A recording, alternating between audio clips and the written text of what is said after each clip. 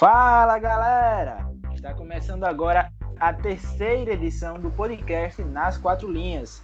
Hoje para falar sobre um assunto específico, para falar sobre as eliminações de São Paulo e Santos no Campeonato Paulista.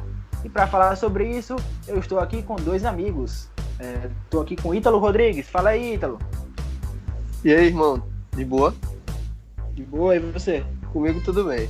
Hoje a gente vai falar sobre, como você já disse, São Paulo e Santos. Mas hoje eu vim com mais destaque no Santos. Beleza, é isso aí. Eu tô aqui também com o Daniel Corado. E aí, Daniel? E aí, Cardeal? Salve, galera. Vamos aí falar, né, sobre as eliminações dos dois grandes de São Paulo. Duas eliminações vexatórias.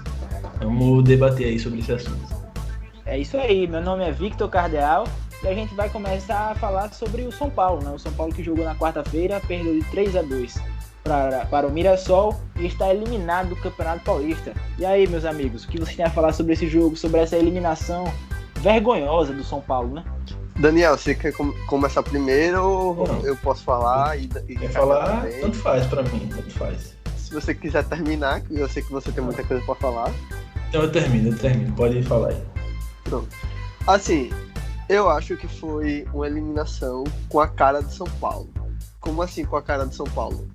Essa eliminação carrega há muito tempo um histórico de vexames. Desde 2013, o São Paulo coleciona eliminações atrás de eliminações em diversas competições. E eu acho que o time entrou em uma soberba. Não vou dizer soberba, mas entrou achando que podia definir a qualquer momento. E quando saiu os 2 gols do Mirassol, o fantasma das eliminações passadas foi para dentro de campo. Não tinha torcida para abafar e empurrar o time. E acabou que aconteceu um dos vexames recentes do São Paulo. Acha isso, Cardeal? Concorda comigo? Concordo, né? O São Paulo que todo mundo falava que já estava na semifinal, né? Inclusive nos programas esportivos a gente viu aí o Benja, que foi vestido de Chaves, porque falou que não tinha como o São Paulo perder, e aí acabou tendo que pagar uma aposta. Teve o Rizek também lá no Seleção Sport TV, foi muito zoado, o Pascoal. Todo mundo mesmo, na imprensa, até os próprios torcedores, já falavam que o São Paulo estava classificado, que já estava classificado, né? O São Paulo, menosprezando o time do Mirassol, porque, e a gente vê com isso o tamanho que foi, né?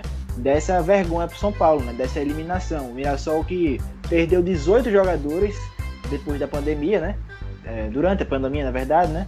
E veio com o time totalmente remendado. O cara que entrou, o Zé Roberto, que fez 2 gols, o cara chegou na terça, jogou na quarta, nem treinou com o time, já entrou em campo e foi lá e fez 2 gols no São Paulo, como se tivesse um baba, como a gente fala, né?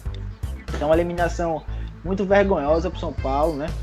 O time que mais uma vez não conseguiu jogar bem, que tem muitos problemas na defesa, não foi à toa que sofreu 3 gols, mas é isso aí, né? Então, esse é um ponto que é muito questionável, que eu não sei se aí a diretoria interfere, que vários torcedores e comentaristas do meio esportivo questionam o poder da diretoria nesse time.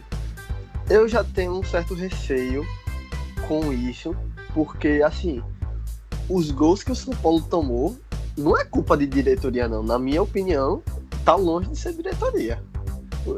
Pra mim é técnico aí. E aí, pra você também é isso, Daniel? Então, só complementando o que o Cardeal falou rapidinho, até a gente mesmo cravou aqui, como os programas esportivos aí, falando que o São Paulo passaria tranquilamente, que o Santos passaria também. A gente só falou que o Corinthians não passaria, que aconteceu exatamente o contrário, né? Enfim. Mas, Ítalo, você frisou muito bem aí. O São Paulo entrou totalmente de salto alto, muito arrogante, achando, como você disse, achando que resolveria a qualquer momento o jogo. E você vê refletido isso nos 2 gols que o São Paulo tomou. Eu não me lembro, eu como São Paulino, não me lembro de ver 2 gols tão feios, 2 falhas inaceitáveis e absurdamente grosseiras. Eu não me lembro de São Paulo ter tomado 2 gols assim. A da cabeçada, o cara tava ali. Nem time da Série C tem direito de tomar um gol desse como o primeiro gol.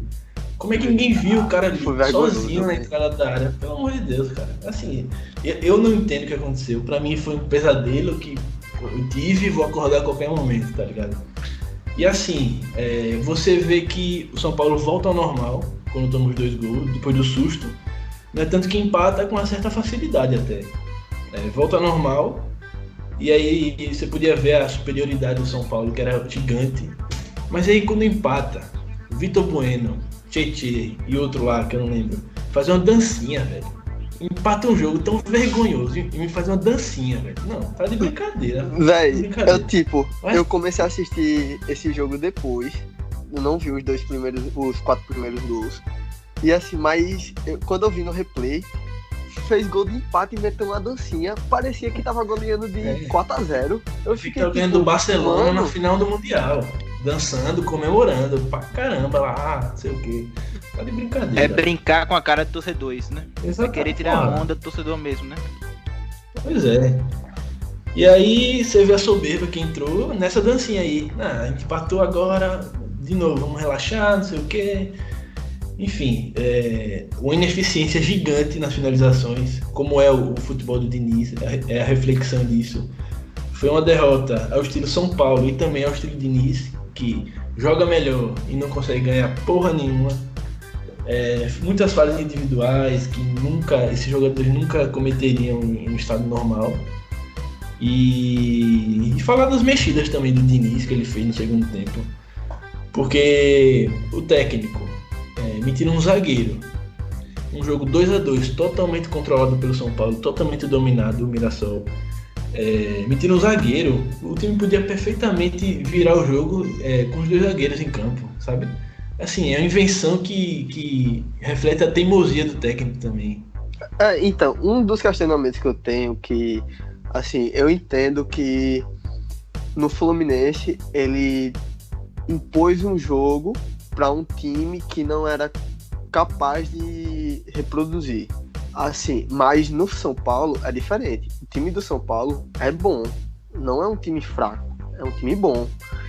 E assim, eu comecei a me questionar se ele realmente tem o feeling para ser técnico. Eu comecei a achar que ele é um excelente assistente técnico, mas não para ser técnico. Eu não sei se vocês entenderam, mas essa é a minha visão. Eu não sei se ele é um técnico de verdade, porque assim, a carreira dele é formada basicamente pelo sucesso que ele teve no Audax, um início mediano no Atlético Paranaense e depois só foi ladeira abaixo. Eu particularmente acho o Diniz um ótimo técnico. As ideias dele eu acho muito boas. O futebol brasileiro precisa disso, dessas ideias de jogo moderno, pra frente, pressão, troca de passe, movimentação, enfim. E eu acho que esse sucesso que ele teve no Audax foi muito devido à pressão quase zero que o time tinha no Paulistão naquele ano. Foi ganhando, jogando bem, sem nenhuma pressão, e aí chegou na final e foi vice-campeão. Não, e assim, até esse ponto que você falou de que o Brasil precisa de um estilo desse, eu também concordo. Precisa de um estilo ofensivo em um meio que basicamente é estilo defensivo. Mas assim, esse é o ponto. Ele não consegue botar nos times dele uma eficiência grande. E aí vem o meu questionamento. Aí vem o meu questionamento. Ele é um técnico muito teimoso, sabe? As ideias dele, parece que ele não consegue arranjar alternativas para trabalhar esse jogo dele. Parece que é uma coisa só o tempo todo. Se não for isso, vai isso mesmo, entendeu? E aí ele não consegue ser vitorioso nunca, assim. Nunca vai ser. Sinto muito pela carreira dele, porque eu gosto da carreira dele, da pessoa dele, dos pensamentos sobre o futebol dele. Mas assim, tá me vindo o pensamento que talvez ele não esteja à altura de ser técnico do São Paulo Futebol Clube. Cara, sobre o Diniz, vocês me conhecem, vocês sabem, eu sempre fui um cara que acreditei muito no trabalho dele. Ele trabalhou depois do Audax, ele foi para o Atlético Paranaense, teve ano passado no Fluminense, um trabalho que até parecia promissor, mas que, a falta de resultado é que era o grande problema, né? E aí ele vai para o São Paulo, sai do Fluminense e todo mundo fala, não, agora talvez seja a grande chance dele. Um elenco bom, aí chegou o Daniel Alves, chegou o Juanfran, e aí a gente não vinga, né, o trabalho dele, né? Infelizmente eu já estou começando a perder as esperanças de que realmente o o Fernando Diniz vai ser uma eterna promessa, né? No mundo dos treinadores, porque ele já tá indo aí para um terceiro trabalho em um time grande, entre aspas, né? Porque terminou o Atlético Paranaense, treinou o Fluminense e agora o São Paulo. E é um incrível caso de que você vê até um certo desempenho bom, mas um time que não consegue ter resultado, que falha, né? Que tem falhas bizonhas defensivamente. Acho que o grande problema dele é a defesa, né? Porque, o Atlético Paranaense dele mesmo era um time que sofria muitos gols. O Fluminense, o grande jogo dele no Fluminense foi um 5-4 contra o Grêmio. Então, ele fez 5 gols, mas sofreu 4, um 5-4. Não, assim, tem jogos que ele não consegue, né? Fazer mais gol que o adversário, ele toma tantos gols. Alguns jogos ele consegue ganhar porque faz mais gols, mas outros não. Às vezes ele não consegue, como foi o caso do jogo contra o Mirassol. Tomou 3, fez 2, tomou 3, não conseguiu. Então acho que, tô perdendo muitas esperanças nele. Acho que se ele quiser se tornar um grande treinador, ele tem que, talvez sair de São Paulo. Não sei se seria uma opção dele, mas eu acho que ele não dura muito mais de São Paulo. Acho que com o clima que tá, com a desconfiança da torcida, da imprensa, todo mundo, né? Acho que mais uns 2, 3 resultados ruins no Brasileirão, ele cai. E aí o que eu falaria pra ele seria pra fazer um ano sabático, um ano e meio sabático. Vai estudar, vai tentar montar uma defesa melhor, tentar montar um sistema de jogo melhor que favoreça bem a defesa e tentar se reinventar, porque eu acho que ele é um cara estudioso, um cara que parece estudar muito futebol. Inclusive tem uma história que se conta que ele, quando foi demitido do Fluminense, ele passou acho que umas 3 semanas até assumir o São Paulo, né? E aí foi bem o período que Jorge Jesus estava aqui no Flamengo estourando, né? Então, disse que quando ele estava nesse período desempregado, entre o Fluminense e o São Paulo, ele estudou muito o time do Flamengo, estudou muito o time de Jesus. E aí cai no colo dele uma oportunidade de treinar o São Paulo, e o primeiro jogo, qual era? Flamengo no Maracanã, né? E aí ele conseguiu anular muito bem o Flamengo naquele jogo. Então a gente vê que ele é um cara estudioso. Inclusive jogando retrancado naquele jogo, jogando fechadinho, tentando só se defender. A gente vê que ele é um cara estudioso, que estuda, mas que infelizmente não está conseguindo mostrar resultado, né? Mostrar aquele desempenho consistente, né? O time dele oscila demais, né? Então acho que nesse ponto, eu acho que ele não tem vida longa mais no São Paulo. Acho que ele daqui a pouquinho aí cai. Acho que não dura 10 rodadas no Brasileirão. E infelizmente se tenta se reinventar para ver se pode ser um grande treinador que parece ter o potencial. Não, então, nesse ponto vale a pena frisar que quando na passagem dele no Fluminense termina em um jogo, eu não me lembro se foi contra o CSA ou se foi contra o Avaí, que o time dele perdeu de 1-0, mas se você for olhar as estatísticas do jogo e assistir o jogo, foi completamente domínio do Fluminense. E se eu não me engano, foram 33 chutes ao gol do Fluminense contra apenas 3 do CSA ou Avaí, e o jogo foi 1-0. Então mostra que assim, ele tem um amplo volume de jogo.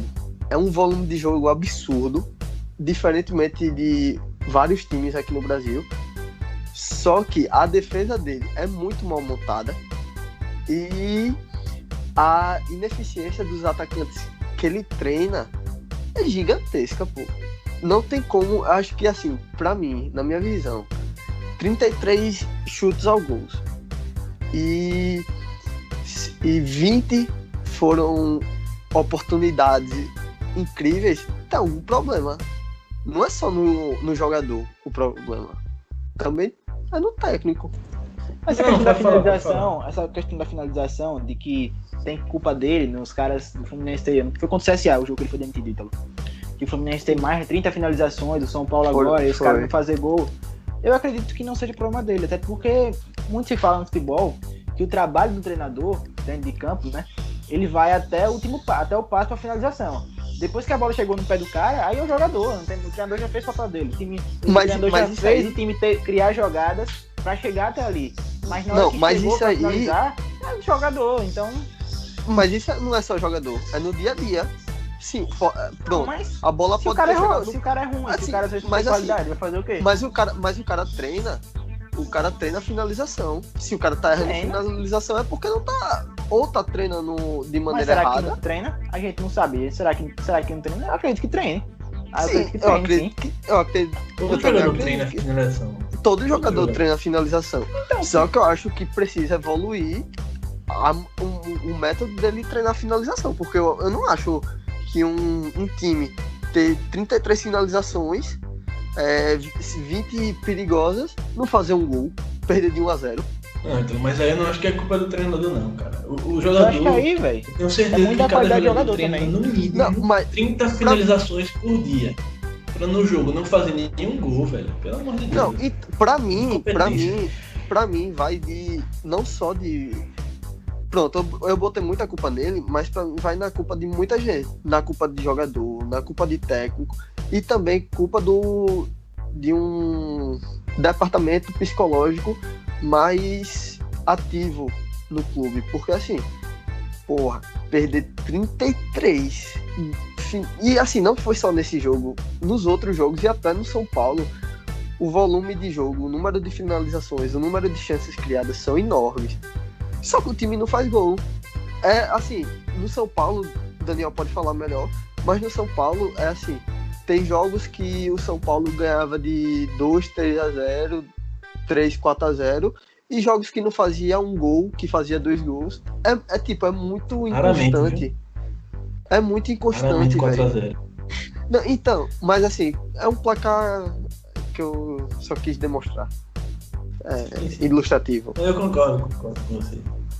É muito cara, inconstante, pô, os times dele. É muito inconstante. E assim, Mas eu acho que essa questão da finalização. Posso completar, Daniel? pode. Essa questão da finalização, acho que a gente tá meio que escancarando a qualidade dos atacantes brasileiros, né?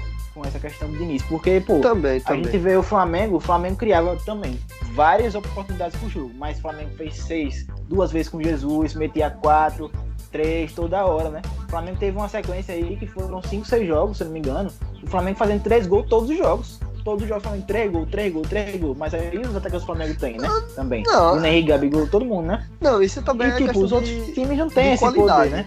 Eu acredito. Então, questão de qualidade, a gente tá meio que. A gente já sabe que os nossos atacantes não são dos melhores, que não tem tanta qualidade, mas meio que isso tá deixando isso mais claro pra gente, né? Pô, velho, o cara teve várias chances de gol no jogo. Um ataque teve mais de 20 chances de gol no jogo. O técnico fez tudo ali, deixou tudo certinho pra eles terem aquelas oportunidades. E os caras perdem, é falta de qualidade, né? A gente tá vendo a qualidade, pô. A qualidade do cara que tá pesando ali. Talvez o cara também na hora não tenha. O cara trema na hora de fazer o gol. Não sei. Mas eu acho que nessa questão da finalização, o técnico não tem muita culpa. Mas acho que a gente já falou muito sobre isso, né? Uhum. Eu só queria falar 2 pontos aqui, rapidão. Não, você pode falar sobre uma possível demissão do Diniz. Eu acho que seria mais errado ainda demitir ele agora. Tem que continuar com o Diniz, até porque se trocar ele, vai trocar por quem? E segundo, num momento desse, sabe?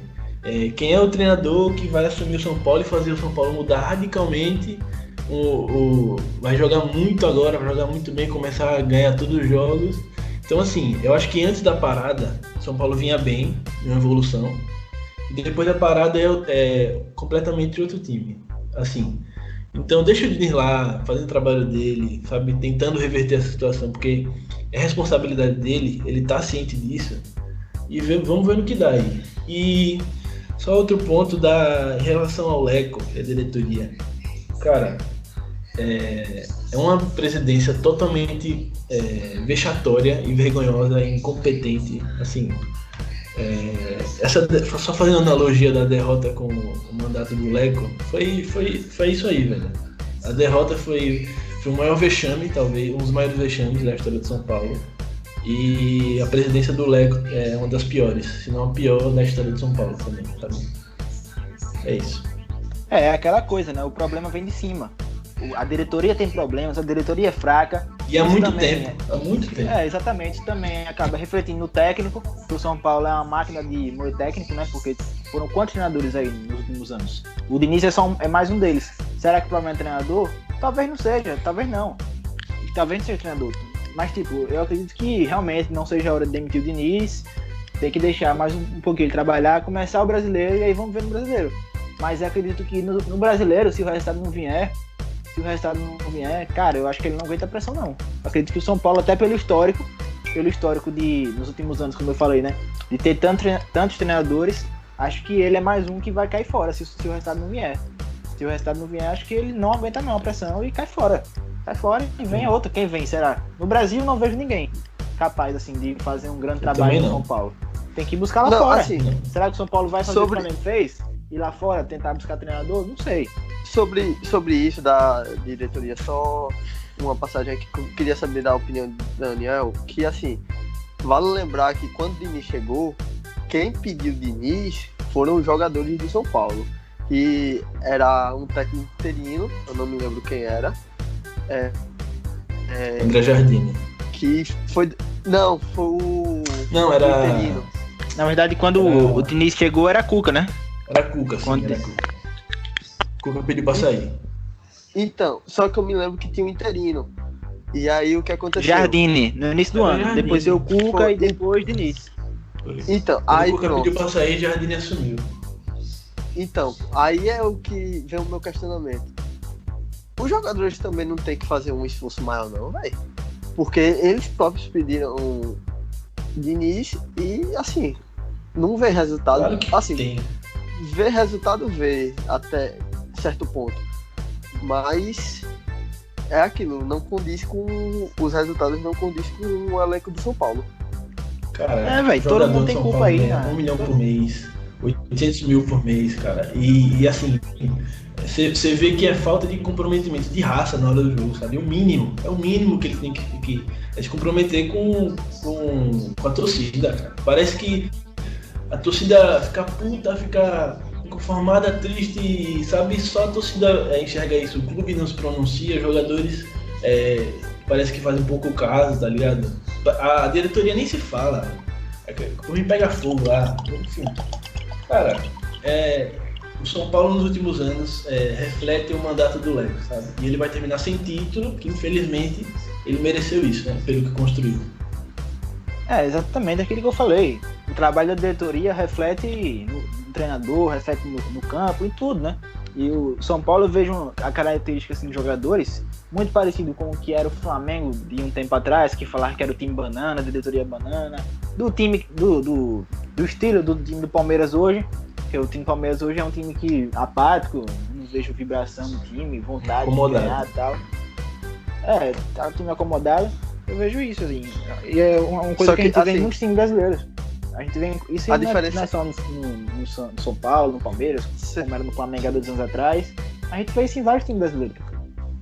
Você fez essa comparação de Flamengo e São Paulo, de diretorias. Eu só tenho uma coisa a ressaltar, que a única diferença que eu vejo é que a diretoria do Flamengo foi benéfica na parte financeira. Na do São Paulo, você vê o São Paulo assim, afundado em dívidas. Não tanto, mas não é aquele... Cada ano negócio só de- aumenta a dívida. só aumenta. Contrata jogador caro, salário caro, só aumenta os salários, a folha salarial e não ganha título, não tem renda, e aí vai afundando. Mas é isso aí, né? Já falamos muito sobre isso. Só um último tópico sobre São Paulo que eu queria falar com vocês. O Daniel deve ter visto, não sei se ele ouviu, mas foi a questão dos banners, né? Dos banners não, dos totens, né? Dos torcedores que pagaram para estar lá no jogo de São Paulo, viram, entre aspas, né? A eliminação de São Paulo e no outro dia o Corinthians jogou lá e não tiraram os totens dos caras, né? Então eles viram também, tiveram que ver a classificação do Corinthians, né? Então um vacilo da diretoria do São Paulo, né? Do marketing de São Paulo, não sei quem era responsável por isso, de não tirar os caras, de não tirar, né, as imagens dos torcedores ali, né? É uma palhaçada tão grande, mas tão... Cara, é uma coisa tão simples, que é tão mal planejada, tá ligado? Véi, eu fico besta com a incompetência dos diretores, da galera de cima de São Paulo. Cara, não tem nem palavras pra criticar mais a diretoria. É isso, cara. São Paulo é isso, essa bagunça e essa palhaçada aí, hoje em dia. Pois é, Desabafei, então agora vamos falar aí... Ufa. Eu acho agora que do dava Santos pra fazer aí, né? um Tem mais- episódio inteiro só de Daniel criticando a diretoria de São Paulo. Dava mesmo, É dava verdade. Mas vamos passar pra frente aqui, vamos falar agora do Santos, né? O Santos que perdeu pra Ponte Preta, 3-1. Tá em crise o Santos também, né? Crise administrativa, dentro de campo também o time não consegue desempenhar nada, um bom futebol, e acabou sendo eliminado pela Ponte Preta. E aí, o que vocês têm a falar sobre o Santos? Também em crise. Rapaz, assim, é muito... Não sei se é coincidência ou se o Brasil a diretoria dos clubes brasileiros é o reflexo da política brasileira. Porque, assim, tudo que a gente falou do São Paulo pode e deve ser encaixado no Santos. É muita incompetência da diretoria. É muita incompetência. Você vê em uma semana pré-semifinal 3 jogadores entrando na justiça. Saiu hoje que Sacha conseguiu a rescisão de contrato dele com o Santos e tá agora negociando com o Atlético Mineiro. Mas você vê que até pela frase que o treinador Josualdo falou, Josualdo, como é o nome do cara? Jesualdo, pô. José Aldo. José Aldo. Que vacilo. Que Josualdo deu ontem na entrevista dele pós-jogo. Jesualdo dando a entrevista ontem dele pós-jogo, falando que tá aí, a diretoria faz o que ele quiser e ele tá convicto com o que a diretoria fizer, por ele não tá nem aí. Assim, por ele continua ou não no cargo, é demitido ou não, pra ele tanto faz. Mas assim, como é que eu posso dizer? Não é ingratidão, mas é um desfeito com os torcedores, tá ligado? Mano, é muita bagaceira. Todas as diretorias brasileiras, mas isso se reflete muito aos Santos e São Paulo. Brother, não tem nem palavras pra isso. Incompetência, né? O Santos, que administrativamente na gestão do Pérez já vem sendo mal administrado desde o ano passado, aí trouxe o Sampaoli, acertou trazendo o Sampaoli, conseguiu trazer o Sampaoli, e o Sampaoli conseguiu fazer no passado o que o Jesualdo não está conseguindo fazer agora, né? O Sampaoli blindou o time dos problemas administrativos, chegou a ficar sem se falar com o José Carlos Pérez, que é presidente do Santos, mas não conseguiu fazer com que o time não deixasse influenciar os problemas administrativos, né? Mas o Jesualdo não está conseguindo fazer isso, né? Ele chegou para substituir o Sampaoli com essa dura missão, pegou um time do Santos pronto, praticamente com o mesmo elenco, perdeu um ou outro jogador do ano passado, e o time em campo não vai, né? Não vai bem. Salários atrasados, quando foi cortar salário da pandemia, acertou uma coisa com os jogadores, na hora de fazer o corte de salário, cortou outro valor, um valor acima, sem combinar com os jogadores. Então isso é até um motivo que muitos jogadores estão pedindo a rescisão, né, contratual do Santos. E cara, é um Santos muito desorganizado, um Santos que não tem um grande elenco. O elenco do Santos é mais ou menos, então a gente vê o valor, né, do trabalho que o São Paulo fez no ano passado, tirou realmente leite de pedra, fazendo o time ficar em segundo lugar no Brasileirão. Talvez só não tenha sido campeão por causa do Flamengo de Jesus, senão talvez tivesse sido campeão em outros anos. E esse ano o José Aldo, eu ia falar José Aldo. Eu já ia falar José Aldo, tá vendo aí? O Jesualdo não tá conseguindo fazer isso, né? Os problemas do time estão entrando dentro de campo e o desempenho não vai. O time do Santos também é um time mal treinado, que apresenta vários problemas no seu esquema tático. Nos últimos 4 jogos, isso é impressionante, cara. Eu poucas vezes tinha visto isso no futebol. Nos últimos 4 jogos, o Santos teve jogador expulso. Isso é inacreditável, pô. O que acontece com os caras? Os caras entram pilhados, não sei o que é, se tá nem aí pra nada mesmo, mas o Santos nos últimos 4 jogos, 4 jogadores expulsos. E isso afetou diretamente o resultado, como foi contra a Ponte Preta, né? Então, agora só ressaltando aqui, diferentemente do São Paulo, eu acho que já no Santos há muito da diretoria no resultado em campo. Também há no técnico, que eu não vejo Jesualdo fazendo algo para mudar isso, mas assim, é o reflexo da diretoria que deixa os caras muito pilhados. E até no placar do jogo se reflete isso. Você vê que foi 3-1, mas com falhas do goleiro do Santos, que não é o goleiro titular. O goleiro titular é o Everson, que entrou na justiça para rescindir o contrato, só que o Santos pagou, deu os problemas lá e acabou que ele perdeu na justiça e agora está encostado pelo Santos. Eu acho que assim, reflete até no resultado, que foram falhas de um goleiro que é fraco para o Santos, e tendo um goleiro excelente no elenco, não vai jogar porque ele quis sair, entrou na justiça para sair. E assim, você vê que se não fosse pela torcida também, vários outros jogadores já teriam entrado. Há semanas atrás, a torcida fez uma campanha para Soteldo não entrar na justiça contra o Santos. Para uma torcida falar isso, não criar um movimento para o jogador não ir na justiça processar o clube, você vê que já tá uma bagaceira enorme. Santos, coisa não tá boa pra vocês não também, viu? Coisa tá feia também. Tanto o Santos como o São Paulo. Vocês falaram tudo aí. Pra mim, a diretoria do Santos consegue ser um pouco pior ainda que a do São Paulo, porque em relação às dívidas, o São Paulo tá ruim das pernas, mas assim, o Santos consegue ser pior. São Paulo não atrasa tanto salário, essas coisas. E o Santos, cara, tá em nível de falência praticamente, porque não paga ninguém, sabe? É uma dívida absurda, assim. E a fala do técnico também, acho que reflete o que o elenco pensa também, da diretoria, assim. Foda-se o que vocês decidirem, tá decidido, não tô nem aí, não quero me comprometer mais com vocês. E assim, o Santos tá jogando as traças, pra mim é só ladeira abaixo agora. Concordo. O Santos que nem jogou contra a Ponte, né? Fez 1-0 logo com 6 minutos, uma jogada do Soteldo, que restou no gol do Marinho, os dois jogadores que desequilibram pro Santos, né? Que ainda são uma luz pro torcedor santista ter esperanças, né? O Soteldo e o Marinho só, porque o resto do time tem o Sanches e tal, mas o resto do time é bem mais ou menos, né? E aí o Santos perde o Marinho no final do primeiro tempo, uma jogada boba que o Marinho deixa o braço no cara, toma o segundo amarelo e é expulso, e aí joga o segundo tempo todo com a menos, né? E aí a Ponte vai e empata já numa falha do Vladimir, uma falha que talvez não tenha sido tanta falha, mas foi uma falha, era uma bola defensável, a bola passa no meio das pernas dele. E aí o segundo gol é um chute de longe, o Vladimir espalma a bola para dentro da área, né?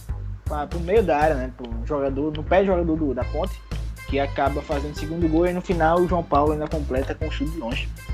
Assim, o Santos perdeu para um time bom até. A Ponte é um time que eu acho que na Série B vai dar muito trabalho, deve brigar para subir. Tem aí um bom goleiro que é o Ivan, observado por vários times grandes. Tem o Apodi, que foi destaque ano passado no CSA, já tem sido da Chapecoense. Tem o João Paulo também, que é um grande jogador para uma Série B. Tem o Roger na frente, que faz muito gol. Eu acho que a Ponte tem um bom time, tem tudo para fazer uma boa Série B. Mas o Santos não poderia ter perdido da forma que perdeu, né? O Santos perdeu jogando com a menos, apático e tal, o goleiro falhando. E, cara, o Santos, pra mim, me preocupa muito o desempenho do Santos no Campeonato Brasileiro, porque acho que talvez o Santos, se não melhorar, e a crise só tende a piorar, principalmente se o Jesualdo sair, não sei quem viria para assumir no lugar dele. Acho que ele não sai agora, acho que ele ainda começa o Brasileirão, mas é aquela coisa que eu falei do início, né? Se o resultado não vier, a pressão vai aumentar, ele não vai conseguir se segurar, vai acabar caindo. E aí me preocupa muito a situação do Santos no Campeonato Brasileiro com relação até a rebaixamento. Acho que o Cruzeiro, a gente falava assim em questão de elenco, né? O Santos não tem time para cair, claro que não tem. Mas o Cruzeiro também não tinha time para cair. E caiu, né? E caiu, a gente viu o Cruzeiro cair. Por que não o Santos também não pode ter o mesmo destino do Cruzeiro? Então acho que é muito preocupante a situação do Santos. O Jesualdo parece que está perdido. Ele é um treinador que parece que não tem capacidade mais de extrair do time do Santos aquilo que o time pode fazer, de formar um time minimamente organizado. Ele que já é um senhor de idade, né? Então acho que talvez o Santos poderia fazer essa troca de tentar trazer um cara mais novo, um cara mais antenado com o futebol, para que pudesse melhorar esse time do Santos e fazer o que o São Paulo fez, né? Tentar brindar o time, os jogadores, dos problemas extracampos, para fazer com que os caras focassem naquilo ali, focassem dentro de campo, focassem no Santos, pensar na instituição, que é gigante o Santos, né? Mas infelizmente o Jesualdo não está conseguindo fazer isso e também não consegue dar um padrão tático ao time. Então acho que o Santos precisa de mudanças urgentes no Campeonato Brasileiro, caso contrário vai sofrer bastante. De Jesualdo, eu só tenho a falar que eu não sei se uma demissão agora dele não seria algo ruim. Porque assim, Jorge Jesus, óbvio, a gente viu o que ele fez no Flamengo e é algo que a gente certamente diria que foi algo pesado pro time.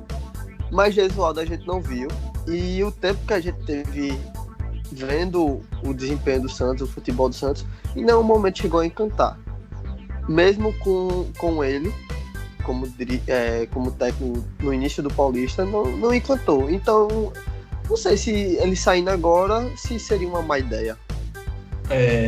Só pra gente encerrar aqui o assunto do Santos, quero contar um assunto muito importante que, falando um pouco mais sério agora, sobre o caso do racismo, né, que teve com o Marinho recentemente aí, logo depois do jogo do Santos. Cara, lamentável, acho que lamentável é pouco pro que a gente vê esses casos de racismo, sabe, no futebol, não só no futebol, no mundo inteiro. Mostra os seres humanos podres que ainda vivem, sabe, com pensamentos primitivos e assim, cara, só lamento pelo Marinho, toda a força, todo o nosso apoio aí, e que aquele narrador, comentarista, aquele babaca lá, se retrate o mais rápido possível. Não, e assim, você via pelo que ele publicou, o Marinho, que assim, Marinho é conhecido como um cara no meio do futebol, de resenha, que vive, que é um dos caras mais engraçados do elenco do Santos. Tem várias entrevistas dele que são repercutidas por ele ser engraçado, aquela icônica do Sabia Não, o Minimício Aleatório. Ele é conhecido por essas coisas, mas nessa publicação me chocou muito ver que o jeito dele, ele tava chorando, nitidamente abalado. Óbvio que ele errou, ele admitiu o erro dele de ter cometido uma falta besta no cara, que gerou a expulsão. Mas nada justifica. Nada justifica um ser humano ser racista com o outro, entende? E você via que provavelmente ele já passou por isso em outros momentos, mas agora ele é um cara importante, ele tá vivendo o melhor momento da carreira dele. Então, assim, ele tem voz agora e tá em um grande time como o Santos. Pra ele deve ter sido um golpe muito duro, e é algo que eu espero muito que ele melhore, passe logo isso pra ele e siga jogando muita bola, que ele tá jogando muita, e que cala a boca desse idiota, retardado, otário, babaca, nojento, que chamou foi racista com Fica todo o nosso apoio ao Marinho, que ele supere o mais rápido possível, e é isso. Isso aí, lamentável, né? O caso do Marinho, como o Ítalo falou aí, chamou muita atenção ele postar um vídeo chorando, né? Ele que é um cara tão alegre no meio do futebol, um dos jogadores mais extrovertidos que tem, né? E postou um vídeo chorando, realmente chamou muita atenção. E ainda mais por isso ter vindo de jornalista, né? Um comentarista lá da Estádio 97, se não me engano, o nome da emissora, lá de São Paulo. O cara foi até afastado já, mas lamentável, isso não pode acontecer mais no futebol, né? Não só no futebol, né? Mas em todos os meios da sociedade. A gente tá falando de futebol aqui, né? Por isso que eu dei o exemplo de futebol. Mas é isso aí. E falando sobre o Jesualdo, vocês falaram aí no finalzinho, né? Que cara, se eu fosse da diretoria do Santos, eu trocaria. Mas acho que isso não vai acontecer, mas trocaria porque eu acho que o Santos não teve nenhum bom momento no ano. O Santos mostrou pouca coisa. Cara, não vejo muito futuro não nesse time do Santos, nesse trabalho de Jesualdo. Eu que sou um cara que sempre prezo pela continuidade dos treinadores, que acho que deve dar tempo e tal, principalmente quando vem de fora. Mas nesse caso do Santos, eu não consigo ver nada no time do Jesualdo e acho que realmente talvez seja a hora, aproveitar que ainda vai começar o Brasileirão e trocar o treinador, embora eu acho que isso não vai acontecer lá no Santos, na Vila Belmiro. Mas então é isso, né? A gente falou muita coisa aqui sobre Campeonato Paulista, sobre Santos, sobre São Paulo, assuntos que renderam bastante. Destaques finais agora de vocês para a gente encerrar essa edição aqui. Não, eu não queria falar nada, só queria me despedir mesmo dos nossos ouvintes. Se tiver algum São Paulino escutando aí do outro lado, espero que esteja bem representado pela minha indignação e raiva que eu passei aqui hoje. Não só hoje, né? Há muito tempo que eu estou passando. E aos santistas, se tiver algum santista também, porque bem reduzido, né? A torcida do Santos no Brasil, enfim. Muito obrigado pela audiência aí. E se vocês gostarem de algum destaque que a gente falou aqui, se quiserem destacar alguma coisa, comente nas nossas redes sociais. A gente tá bem ativo lá no nosso Twitter, que é nas 4 linhas, né, Ítalo? Cardeal. É assim, né? Nas 4 linhas. E no Instagram, Isso aí. nas 4 linhas. Tudo por extenso. Nas 4 linhas, extenso. Sem número. O meu destaque é pedir desculpa a José Aldo por ter comparado ele a Gesualdo. Foi mal, José Aldo. É isso aí, boa. Então é isso aí, galera. A gente volta na terça-feira com um episódio, aquele que a gente faz o geral, né? Como a gente fez aquele do Flamengo, esse agora também, a gente de vez em quando vai estar fazendo esses, assim, mais falando de um assunto específico para abordar com mais profundidade nesses assuntos, mas toda terça-feira, fixo, tem a edição geral, né? Que a gente fala sobre tudo. Então, se você ouviu até aqui, cara, muito obrigado por ter ouvido a gente até aqui, por ter ouvido a gente falar esse monte de besteira até aqui, né? E muito obrigado. Até a próxima. Valeu e fui.